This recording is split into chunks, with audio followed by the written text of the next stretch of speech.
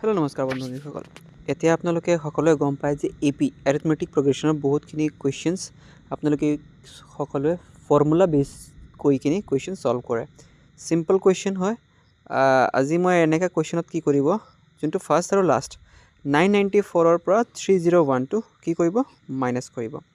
Minus কৰাৰ পিছত কিমান ওলাব ইয়াতে আমি লিখি ল'ম। অ'কে, ফাৰ্ষ্ট অফ অল লিখি ল'ম কিমান হ'ব 693 ডিভাইড কৰিম ইয়াৰ ডিফাৰেঞ্চখিনি কিমান হৈ আছে। তাৰপিছত ডিফাৰেঞ্চটোৰ পৰা মানে কি কৰিব লাগে, ডিভাইড কৰি +1 কৰি দিব লাগে। তো +1 কৰিলে কি হ'ব, আপোনালোকৰ 693 ডিভাইড বাই 7 +1 কিমান হ'ব 99। 693 ডিভাইড বাই 7 +1 99 +1 100।